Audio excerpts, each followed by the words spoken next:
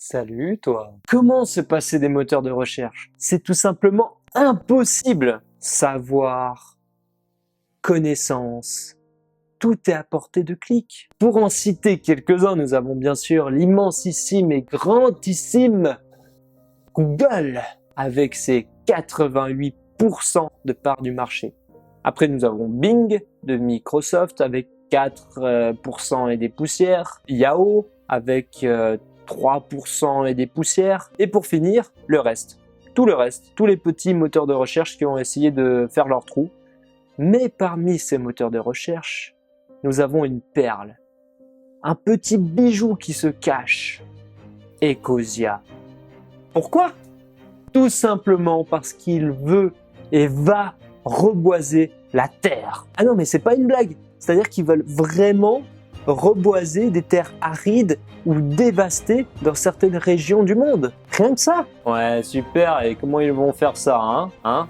Bonne question, jeune sceptique. Ecosia, comme n'importe quel moteur de recherche, génère des bénéfices grâce aux sites internet qui veulent se positionner dans les premières pages et dans les premières lignes de leur moteur de recherche. Et le 80% de ces bénéfices sont reversés directement ou investis dans des projets pour reboiser des terres. Bien sûr, se lancer dans un tel challenge, ça soulève quelques questions. Comment être sûr que ces 80% de bénéfices sont directement reversés à ces associations et dans ces projets, comme ils le disent? Est-il aussi efficace que le géant Google? Et surtout, pourquoi des arbres et pas de la nourriture, des médicaments ou de l'eau?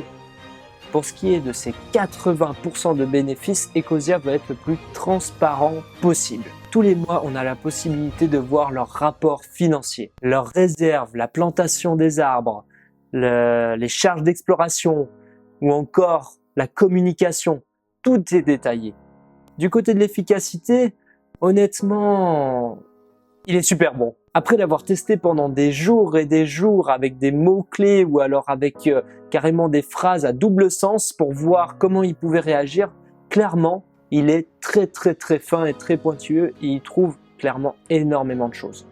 Et les arbres alors? Parce que, je veux pas dire, mais on pourrait très bien envoyer directement des médicaments, des soins médicaux à des peuples qui en ont vraiment besoin. Il y a des tas de raisons à ça.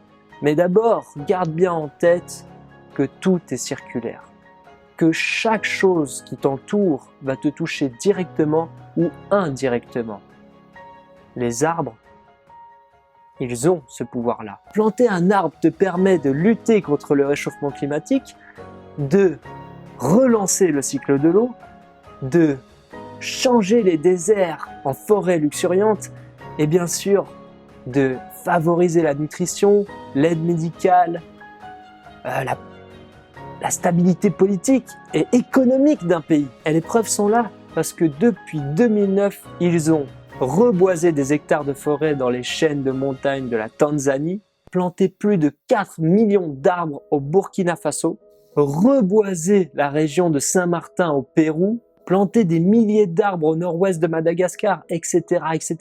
Ils ont tellement fait de choses. C'est extraordinaire. Tu l'as compris. Plus nous serons nombreux à utiliser ce moteur de recherche et plus ils pourront aider de populations. Maintenant, j'ai envie de voir plus loin. Imagine que des entreprises, des écoles ou encore des universités utilisaient quotidiennement Ecosia. Sachant qu'un utilisateur aide à planter 19,5 arbres par année, cela représenterait des centaines de milliers d'arbres sans surcoût pour les entreprises et en bénéficiant d'un moteur de recherche aussi efficace, presque aussi efficace finalement que Google. Ma question est simple. Veux-tu être un bâtisseur d'avenir? Voilà, j'espère que cette vidéo t'a plu. Si tu souhaites me soutenir, tu peux lâcher un petit like, t'abonner à ma chaîne. Et j'ai également créé un guide des 7 choses essentielles à savoir où tu peux cliquer juste là pour recevoir mon guide. Et d'ici là, n'oubliez pas que nous sommes ce que nous mangeons. Ciao!